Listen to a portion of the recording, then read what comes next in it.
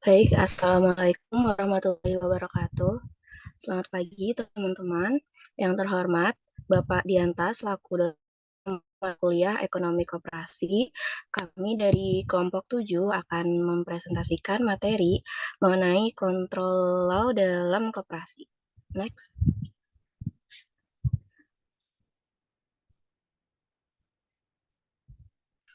Sebelum mulai menjelaskan materi kita pada hari ini, perkenalkan dulu kami dari kelompok 7, anggotanya yaitu yang pertama ada Adinda,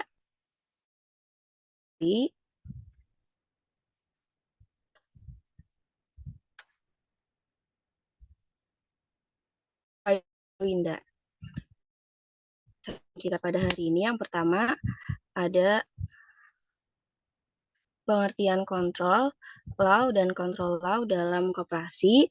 Yang kedua ada landasan hukum pengawasan dalam koperasi. Yang ketiga, tugas dan wewenang pengawas koperasi. Yang keempat, tahapan pengawasan koperasi. Yang kelima, aspek hukum kontrol law dalam koperasi. Dan yang terakhir, studi kasus kontrol law dalam koperasi. Materi yang pertama akan dijelaskan oleh rekan saya. Baik, materi yang pertama itu adalah pengertian kontrol. Kontrol sering diterjemahkan sebagai pengawasan atau pengendalian. Kontrol menjadi salah satu nilai dalam masyarakat. Pada hakikatnya, dalam kehidupan masyarakat perlu ada keseimbangan supaya kehidupan masyarakat tercipta suasana tertib, aman, dan damai sesuai dengan tujuan hidup bersama. Selanjutnya itu ada pengertian law atau hukum. Pengertian hukum adalah peraturan tertulis maupun tidak tertulis yang merupakan kristalisasi nilai-nilai yang disepakati masyarakat atau yang mewakilinya dan diundangkan dan ditegakkan oleh institusi yang berwenang untuk dijadikan pedoman atau pemandu dalam menjalankan kewajiban atau untuk mewujudkan tujuan di mana substansinya mengacu pada norma-norma dalam konstitusi. Nah, jadi kontrol law atau hukum pengawasan dalam koperasi itu merupakan hukum pengendalian atau pengawasan yang mengatur berbagai aspek operasional dan keuangan koperasi. Ini mencakup pembuatan keputusan yang bijaksana tentang alokasi sumber daya, pengelolaan risiko, dan memastikan kepatuhan terhadap peraturan yang berlaku. Di samping itu, kontrol law juga bertujuan untuk melindungi kepentingan anggota koperasi dan memastikan bahwa koperasi beroperasi dengan integritas dan transparansi. Dengan memiliki struktur pengendalian yang kokoh, koperasi dapat mencegah penyelewengan, penyalahgunaan, penyalahgunaan kekuasaan, dan pelanggaran hukum yang dapat merugikan anggota dan stakeholder lainnya. Materi selanjutnya akan dijelaskan oleh rekan saya.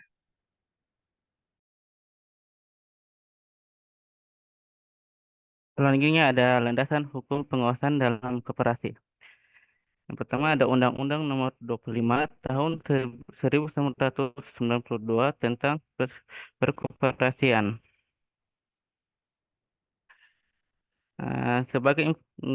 Yang berisi sebagai informasi, Undang-Undang Perkoperasian ini mengatur sejumlah ketentuan tentang perkoperasian, termasuk diantaranya fungsi koperasi, syarat pembentukan, pembubaran koperasi, dan lainnya. Dalam dasar hukum koperasi ini ada 14 bab dengan 67 pasal yang membahas sejumlah ketentuan perkoperasian. Yang kedua ada Peraturan Pemerintah Nomor 9 Tahun 1995 tentang kegiatan usaha simpan pinjam oleh koperasi. Yang ketiga ada Pemerkop dan UKM Nomor 15 Tahun 2019 tentang usaha simpan pinjam koperasi. Yang kelima ada Permenkop dan UKM Nomor 2 Tahun 2017 tentang perubahan Permenkop dan UKM Nomor 15 Tahun 2015 tentang usaha simpan pinjam koperasi, dan yang keenam ada Permenkom dan UKM nomor 9 tahun 2018 tentang penyelenggaraan pembinaan koperasi. Next.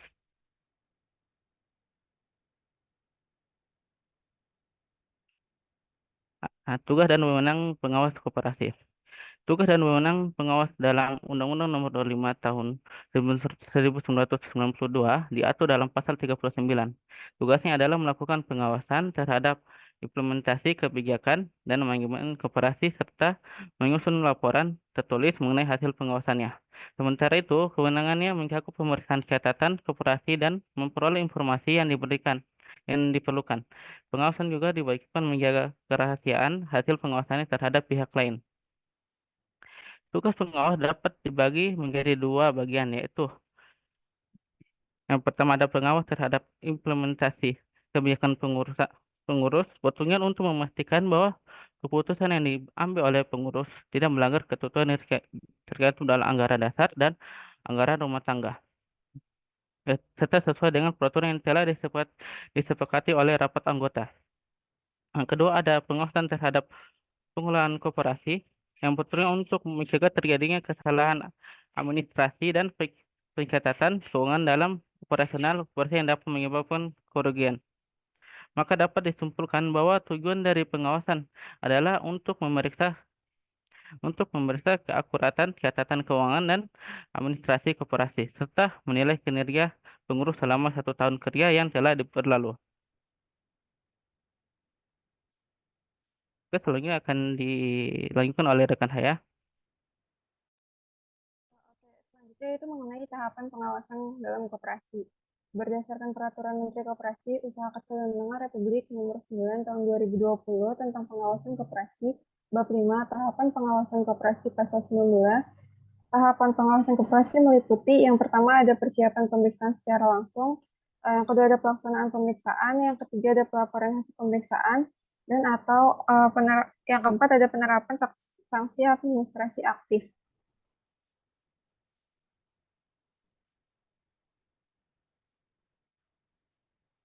Selanjutnya itu mengenai aspek hukum kontrol law dalam koperasi. Yang pertama itu ada kepatuhan koperasi. Menurut Deputi Bidang Pengawasan, kepatuhan koperasi adalah ketaatan koperasi menjalankan norma-norma yang berlaku dalam koperasi sesuai dengan peraturan perundang-undangan.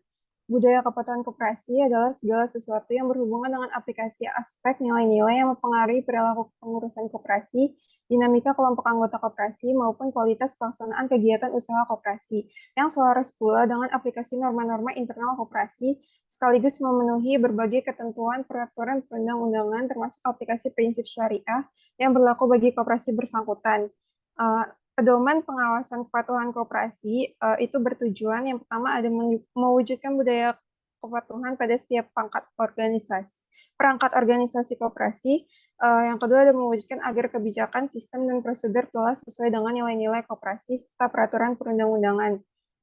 Sasaran pengawasan kepatuhan koperasi yaitu yang pertama ada terwujudnya pengawasan kepatuhan koperasi oleh pengawas koperasi.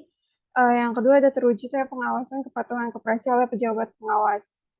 Selanjutnya itu mengenai hukum ketenagakerjaan. Dalam Undang-Undang Nomor 25 Tahun 1992 tentang perkoperasian, tidak secara khusus mengenal istilah pekerja atau karyawan koperasi. Meskipun sebelumnya terdapat istilah karyawan koperasi, tapi dalam Undang-Undang Nomor 17 Tahun 2012 tentang perkoperasian, UU tersebut telah dinyatakan tidak berlaku oleh putusan Mahkamah Konstitusi Nomor 28 PUU 11 tahun 2013 karena bertentangan dengan Undang-Undang Dasar Negara Republik Indonesia tahun 1945.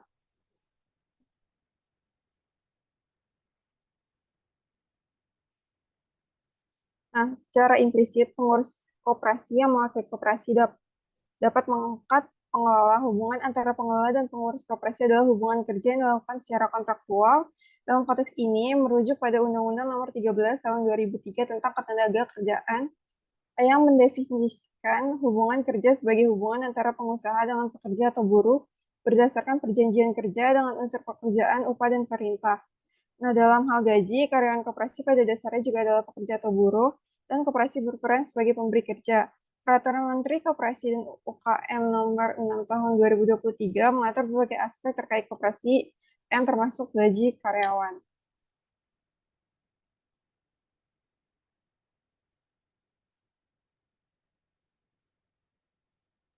Untuk Selanjutnya ada model lembaga pengawasan koperasi sebagai perlindungan hukum bagi masyarakat.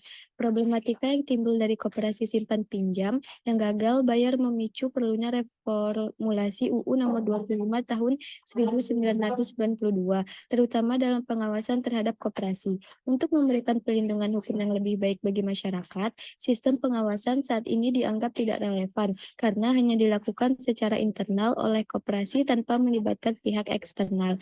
Diperlukan penyesuaian model pengawasan koperasi agar sesuai dengan kebutuhan perkoperasian itu sendiri, seperti lembaga pengawasan di sektor perbankan, seperti lembaga penjamin simpanan, dan otoritas jasa keuangan.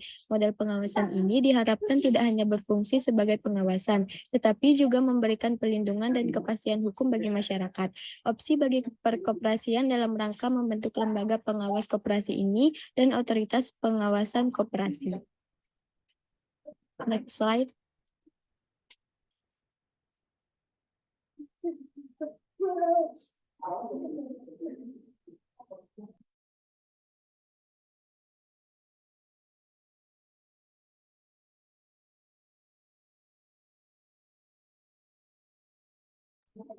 Hukum Perlindungan Konsumen. Di Indonesia, sejak adanya UU Perlindungan Konsumen, maka diharapkan upaya perlindungan konsumen yang selama ini dianggap kurang diperhatikan dapat menjadi salah satu prioritas negara. Tujuan penyelenggaraan, pengembangan dan pengaturan perlindungan konsumen yang direncanakan adalah guna untuk meningkatkan martabat dan kesadaran konsumen. Selain itu, secara tidak langsung dapat mendorong rasa tanggung jawab pelaku usaha ketika menyelenggarakan kegiatan usahanya. Kesimpulannya di sini, konsumen seringkali berada dalam posisi yang lemah, sehingga sejak adanya UU Perlindungan Konsumen, diharapkan upaya perlindungan konsumen yang selama ini dianggap kurang diperhatikan menjadi lebih diperhatikan, karena pada dasarnya setiap warga negara berhak atas perlindungan hukum, salah satunya perlindungan terhadap konsumen.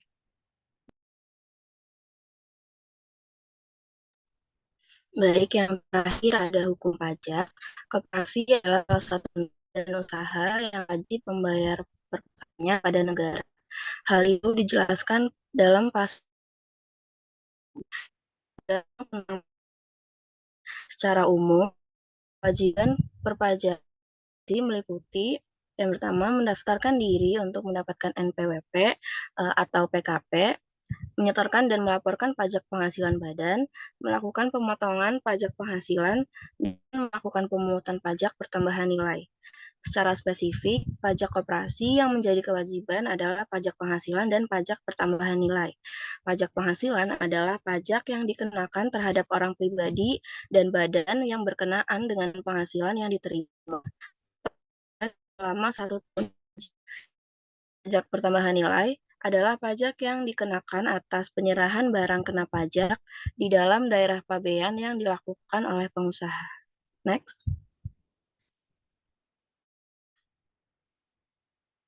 Baik, selanjutnya ada studi kasus. Yang pertama, pada KSP Surupudi Koting, terdapat masalah simpanan dan tabungan anggota yang tidak terjamin keamanannya. Pernah terjadi kasus penyelewengan sehingga menimbulkan kerugian bagi anggota. Hal ini tentu sangat merugikan dan membawa dampak buruk bagi nama koperasi dan kepercayaan anggota. Mengacu pada Undang-Undang Nomor 25 Tahun Perkoperasian, pengawas bertugas melakukan pengawasan terhadap pelaksanaan dan pengelolaan koperasi serta membuat laporan hasil pengawasannya. Oleh karena itu, kegiatan pengelolaan koperasi perlu lebih diawasi oleh Badan Pengawas Koperasi agar penyimpangan dalam pengelolaan koperasi oleh pengurus atau anggota dapat diawasi. Tugas dan peran Badan Pengawas KSP Kopdit Surupudi mengacu pada peraturan Puskopdit seperti pemeriksaan minimal sekali dan pengawasan dan pemeriksaan anggota diatur dalam peraturan khusus dan pengawas wajib lapor hasil pengawasan ke pengurus.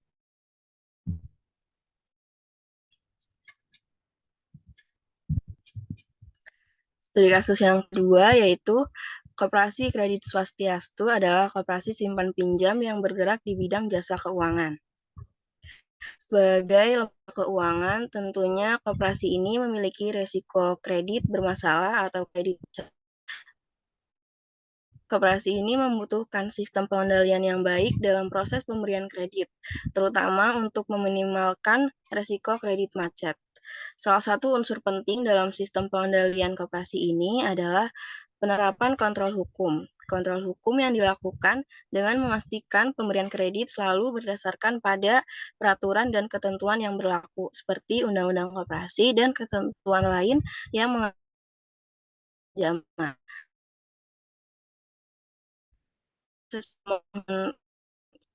Koperasi memastikan bahwa seluruh sesuai dengan ketentuan yang berlaku. Misalnya memastikan jaminan yang sesuai hukum,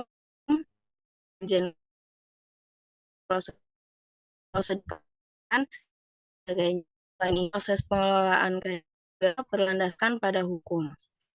Dalam kredit bermasalah, koperasi jalur hukum itu tidak menantang sesuai jadwal. Demikian, penerapan kontrol hukum dalam sistem dan dapat merugikan koperasi.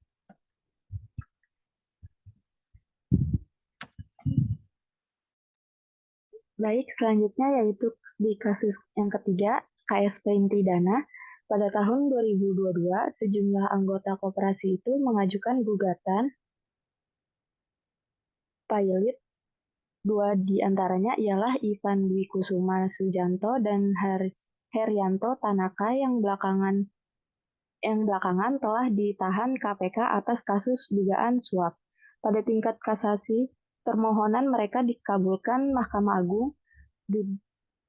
Duduk sebagai ketua majelis saat itu yakni Syamsul Ma'arif dengan hakim anggota Sudrajat, Dimyati, dan Ibrahim. Putusan ini diketok pada 13 Mei 2022. Walhasil kantor KSP inti dana pun ditutup. Saat itu KSP inti dana dinyatakan telah lalai memenuhi isi akta perdamaian yang telah disahkan oleh putusan perdamaian atau homologasi tertanggal 17 Desember 2015. Namun kemudian MA membatalkan putusan pilot tersebut. MA mengabulkan peninjauan kembali PK yang diajukan KSP inti dana dan menganulir putusan kasasi tersebut. Setelah itu, Komisi Pemberantasan Korupsi atau KPK kemudian menangkap Hakim Agung Sudrajat Dimyati dalam kasus suap putusan pilot koperasi simpan pinjam atau KSP inti dana. Kasus dugaan suap ini menyeret 10 orang sebagai tersangka. Mereka ialah Sudrajat Dimyati, Hakim Justisial atau Panitera, pengganti MA Elgitri Pangestu, PNS pada kepaniteraan MA Desi Yustria, dan Muhajir Habibi, PNS MA Nurmanto Akmal, dan Al-Basri. Kemudian pengacara Yosep Parera dan Eko Suparno, serta debitur KSP inti dana Herianto Tanaka dan Ivan Dwi Kusuma Sujanto selaku pemberi suap.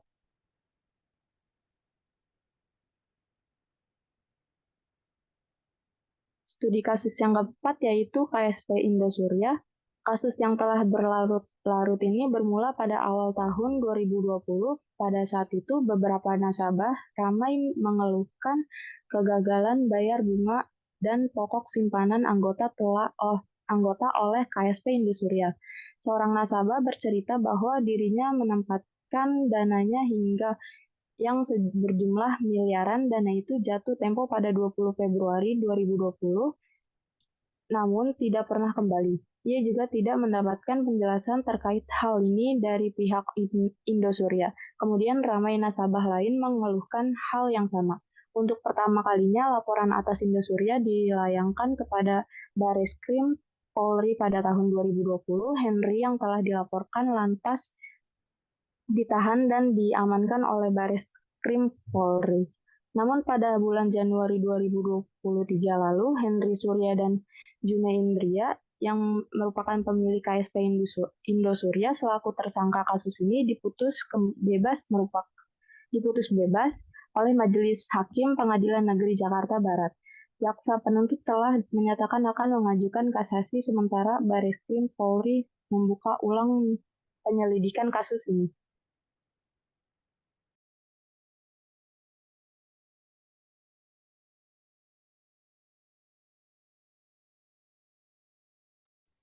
Oke, selanjutnya itu studi kasus pada Koperasi BMT Rindu Alam.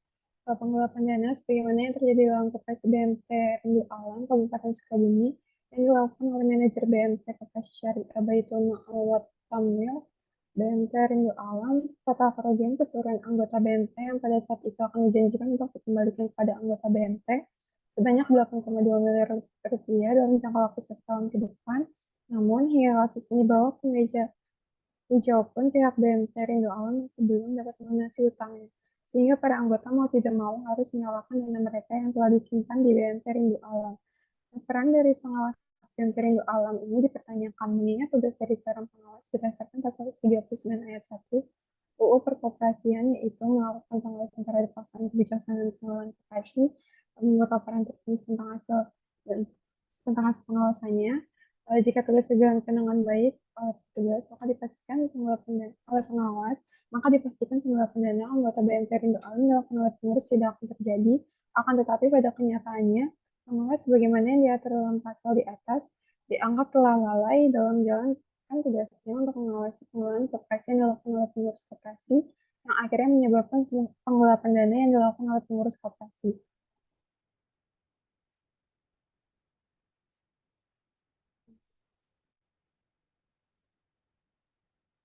Nah, selanjutnya itu studi kasus pada Koperasi Syariah di SMA Negeri 4 Raya.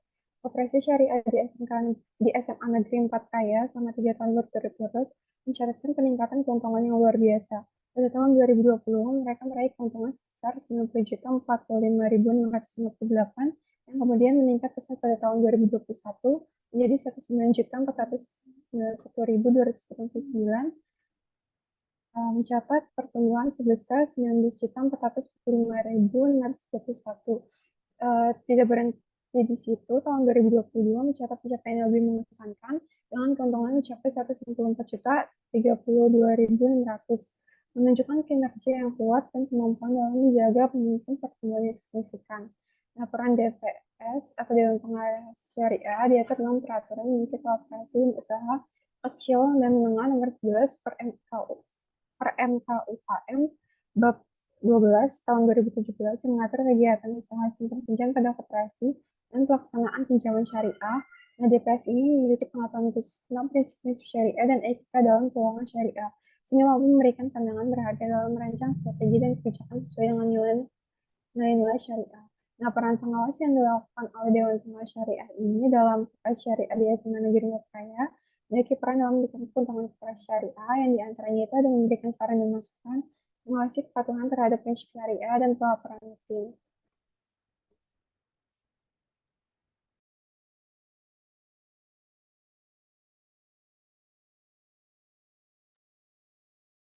Studi kasus ketujuh ada KSP mencari dana mandiri Salatiga. Koperasi simpan pinjam mencari dana mandiri Salatiga dalam mengembangkan usahanya telah memberikan pelayanan jasa dengan berbagai macam produk yang ditawarkan. Dalam pengembangan koperasi simpan pinjam telah melakukan beberapa strategi yang bertujuan untuk mensejahterakan anggotanya serta mencapai target yang telah direncanakan. Penerapan strategi yang digunakan oleh koperasi mencari dana mandiri Salatiga masih dipengaruhi oleh faktor-faktor yang mempengaruhi pengembangan, yaitu faktor internal dan faktor eksternal koperasi. Perkembangan koperasi Salatiga yang semakin banyak, namun KSP mencari dana mandiri Salatiga harus mampu bersaing dengan koperasi lainnya dalam menjalankan usahanya. Koperasi simpan pinjam dihadapkan pada kendala-kendala baik dari faktor internal maupun faktor eksternal. Kendala seperti belum adanya saksi yang tegas bagi anggota yang masih dalam membayar, kredit macet, fasilitas yang belum memadai, pihak manajerial, kebijakan pemerintah, pesaing, dan masalah lainnya, sehingga menyebabkan pengembangan koperasi belum meningkat secara signifikan. Untuk mengatasi kendala-kendala tersebut, maka koperasi perlu menyusun strategi yang tepat dalam rangka pengembangan koperasi. Next.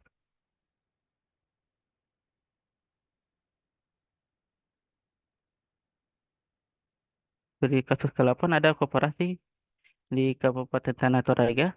Berdasarkan data dari Kantor Dinas Koperasi dan UMKM Kabupaten Tanah Toraja, terdapat 175 koperasi yang terdaftar sebagai koperasi di Tanah Toraja.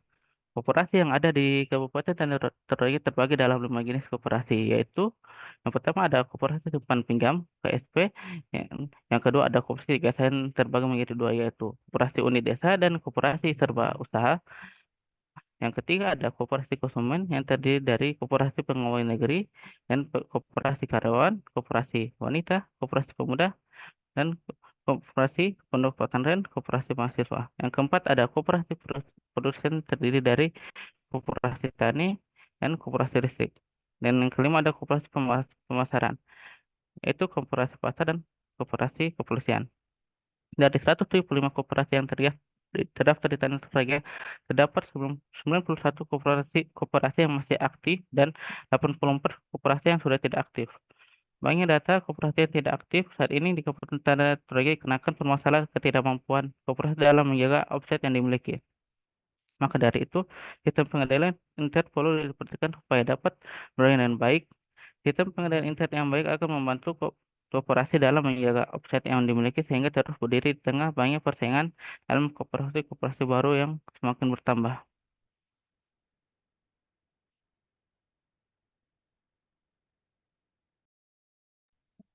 Studi kasus selanjutnya ada di Koperasi Serba Usaha Citra Politeknik Negeri Malang.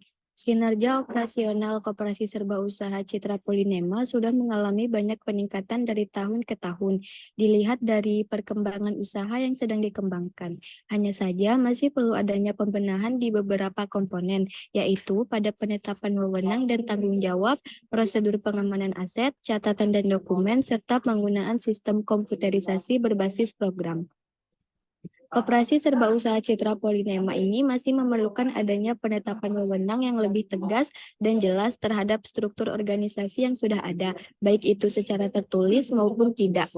Aset pada Koperasi Serba Usaha Citra Polinema ini masih perlu diperbaiki lagi agar terhindar dari bahaya kecurangan, kehilangan, atau kesalahan. Penggunaan sistem komputerisasi berbasis program masih dalam tahap proses, sehingga diyakini setelah realisasi, program tersebut benar-benar berjalan akan sangat membantu operasional Koperasi Serba Usaha Citra Polinema ini yang memang sangat membutuhkan adanya program tersebut demi kelancaran usaha simpan pinjam dan usaha-usaha yang sedang dikembangkan. Next slide. Studi kasus terakhir ada di Koperasi Kota Pontianak. Berdasarkan data yang diperoleh dari Dinas Koperasi UKM, jumlah semua koperasi yang ada di Kalimantan Barat adalah 4.418 unit.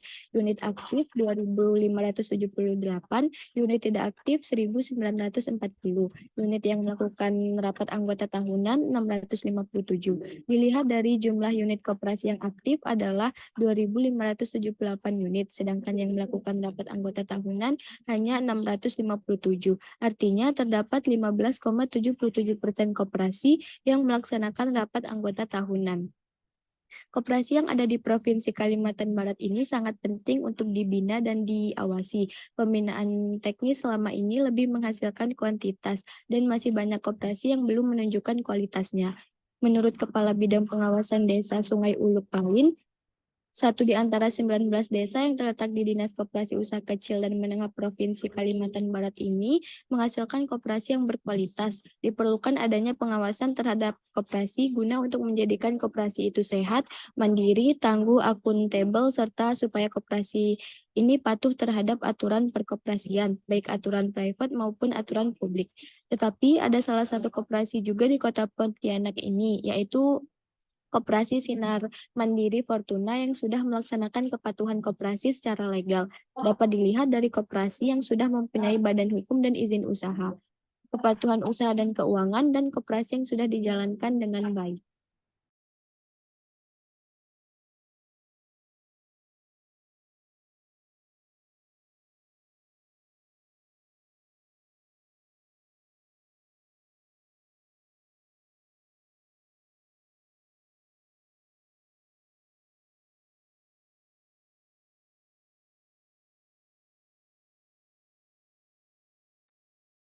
Baik, kesimpulan dari materi hari ini yaitu dalam koperasi, kontrol law merujuk pada aturan kebijakan dan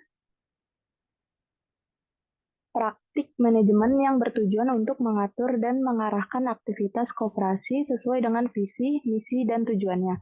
Pengawasan dalam koperasi diatur dan dilaksanakan melalui mekanisme internal dan eksternal yang ditetapkan berdasarkan landasan hukum yang mengatur pengawasan dalam koperasi.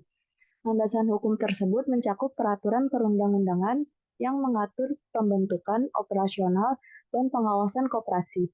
Tugas dan wewenang yang dimiliki oleh pengawas koperasi meliputi pemantauan aktivitas koperasi, pemeriksaan keuangan, serta penilaian terhadap kepatuhan terhadap peraturan yang berlaku. Tahapan-tahapan yang dilalui dalam pengawasan koperasi meliputi persiapan pemeriksaan secara langsung, pelaksanaan pemeriksaan, pelaporan hasil pemeriksaan, atau penerapan sanksi administrasi aktif. Aspek hukum yang relevan dalam penerapan kontrol law dalam koperasi mencakup kepatuhan koperasi, hukum ketenagakerjaan, hukum perlindungan konsumen, serta hukum pajak.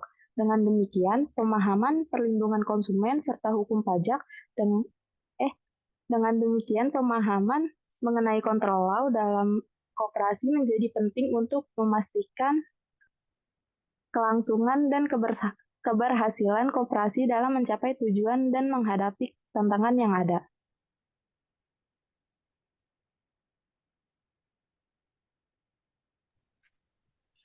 Baik, selanjutnya untuk bertanya, dipersilakan untuk raise hand.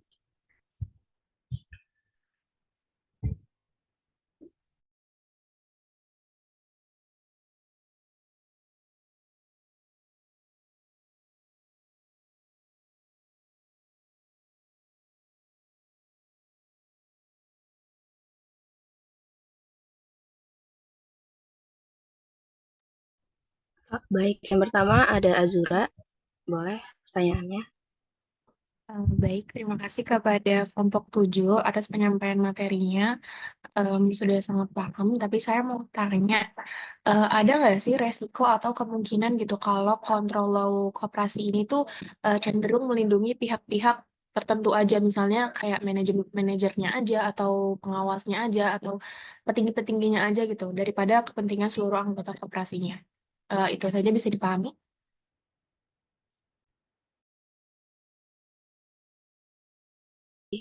Ditampung dulu ya pertanyaannya. Selanjutnya ada, dipersilakan.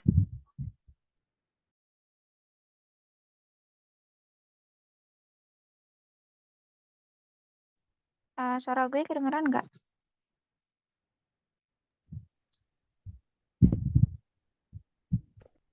Kedengaran? Terdengar.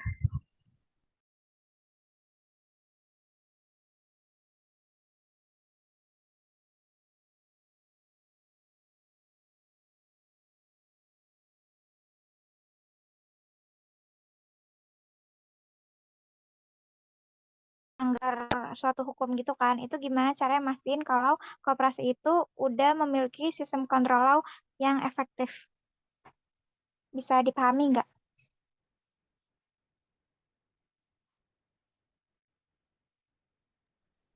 Bisa. Makasih. Oke. Lalu ada Dias. Boleh, Dias. Oke. Suaranya kedengaran nggak, Laili? Terdengar. Oke, izin tanya untuk kelompok 7. Tadi kan di penjelasan studi kasus itu kan dijelasin ya kalau dalam menjalankan tugasnya itu pengawas tuh pernah ya mengalami kegagalan-kegagalan sehingga banyak terjadi kasus kayak penggelapan dana dan lain sebagainya. Nah, kalau misalnya pengawas mengalami kegagalan dan kesalahan dalam pengawasannya kan pasti bisa jadi dia dipecat ya. Tapi ada nggak sih kasus yang sampai menyatakan si pengawas itu tuh dipenjarakan karena kesalahan yang dilakukan dalam mengawasi anggota dan koperasi gitu. Bisa dipahamin gak, Laili? Bisa, Dias. Makasih. Oke, sama-sama. Pertanyaannya kita tampung dulu ya, teman-teman. Biar diskusi terlebih dahulu. Terima kasih.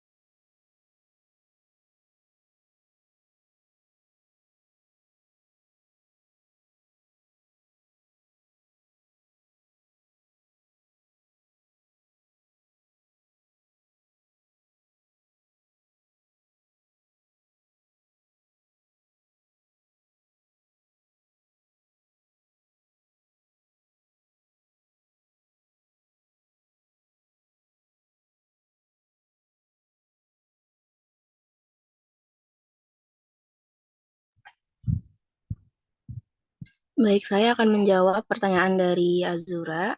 Pertanyaannya yaitu, ada nggak sih resiko kontrol law cenderung melindungi pihak-pihak tertentu daripada anggota koperasinya? Jawabannya, resiko kontrol hukum yang memihak pada pihak tertentu daripada anggota koperasi bisa terjadi jika ada kecenderungan untuk menegakkan kepentingan individu atau kelompok tertentu di dalam koperasi.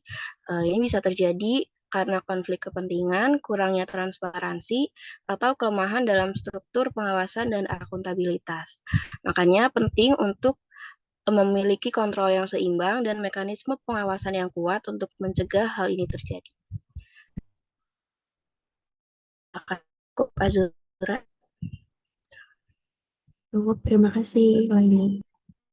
Sama-sama.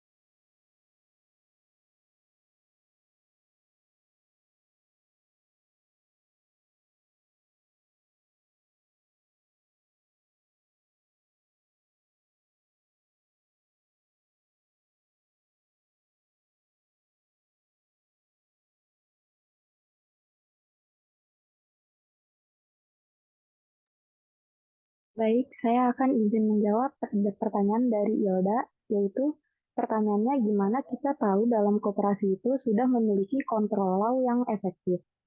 Nah, ada beberapa penanda bahwa sebuah koperasi itu sudah memiliki kontrol law yang efektif. Yang pertama itu bisa dilihat dari kepatuhan hukum. Koperasi yang patuh pada semua peraturan dan undang-undang relevan menunjukkan kontrol law yang kuat atau kontrol hukum yang sudah kuat. Yang kedua bisa dilihat dari transparansi, yaitu keterbukaan dalam proses pengambilan keputusan dan pengungkapan informasi kepada anggota adalah indikator kontrol yang baik. Nah, yang ketiga itu bisa dilihat dari akuntabilitas, keberadaan mekanisme yang jelas untuk menangani pelanggaran hukum atau penyalahgunaan kekuasaan, termasuk pengawasan independen dan pertanggungjawaban kepada anggota menunjukkan kontrol yang efektif. Nah, yang keempat itu bisa dilihat dari partisipasi anggota. Anggota yang aktif dalam proses pengambilan keputusan dan pengawasan koperasi menciptakan kontrol law yang lebih efektif lagi. Yang kelima itu ada pengawasan internal dan eksternal. Adanya sistem pengawasan internal yang kuat seperti audit internal serta pengawasan eksternal oleh pihak berwenang atau independen adalah penanda kontrol yang baik. Nah, yang terakhir itu bisa dilihat dari pelatihan dan pendidikan. Anggota pengurus dan staf koperasi yang menerima pelatihan tentang aturan dan prosedur yang berlaku serta pentingnya kepatuhan hukum merupakan faktor penting dalam memastikan kontrol yang efektif. Nah, jika koperasi sudah memenuhi kriteria tersebut, kemungkinan besar mereka memiliki kontrol law yang efektif.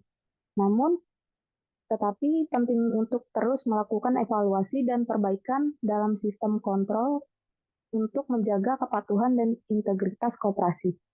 Apakah sudah terjawab, Hilda? Iya, sudah. Terima kasih atas jawabannya. Terima kasih kembali.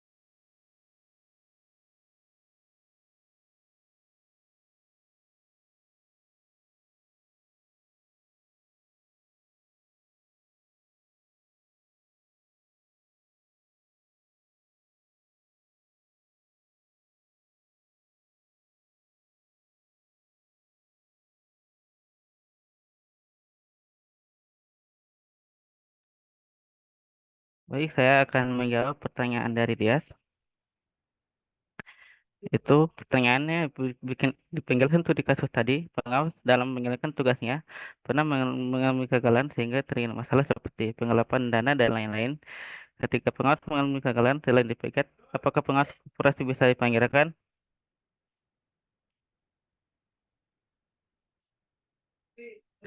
Dalam menjalankan amanah untuk mengelola koperasi, pengurus diberi tanggung jawab seperti diatur dalam pasal 31 bahwa pengurus bertanggung jawab mengenai segala kegiatan pengelolaan koperasi dengan usahanya kepada rapat anggota atau rapat anggota luar biasa. Apabila pengurus dalam mengelola koperasi menimbulkan kerugian, maka harus bertanggung jawab untuk kerugian seperti yang diatur dalam pasal 34 Undang-Undang Perkoperasian. Tanggung jawab pengurus koperasi diatur dalam pasal 34 Undang-Undang Perkoperasian yang menyatakan bahwa pengurus baik bersama-sama maupun sendiri-sendiri menanggung kerugian yang diderita koperasi karena tindakan dilakukan dengan kesengajaan atau kelalaiannya. Nah, di samping penggantian kerugian tersebut apabila tindakan itu dilakukan dengan kesengajaan, tindakan itu tidak menutup kemungkinan bagi penuntut umum untuk melakukan penuntutan. Mungkin itu aja jawabannya. Apakah dari DS cukup? Apakah cukup itu? Cukup Faisal, makasih. Sama-sama.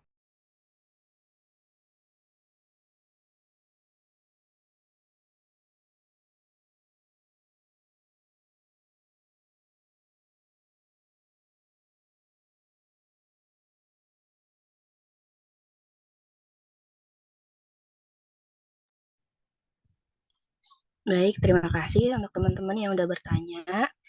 Terima kasih juga buat semua yang udah hadir di Zoom hari ini. Sekian dari kelompok kami. Saya serahkan ke PJ. Oke, terima kasih kepada kelompok 7 atas penjelasan materinya.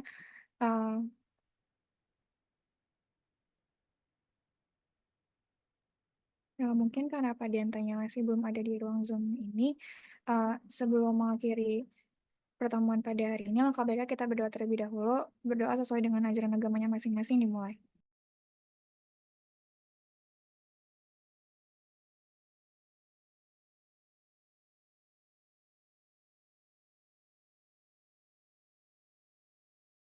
Berdoa selesai. Mungkin kita akhiri dulu, nanti tunggu instruksi dari Pak Dianta selanjutnya ya. Terima kasih.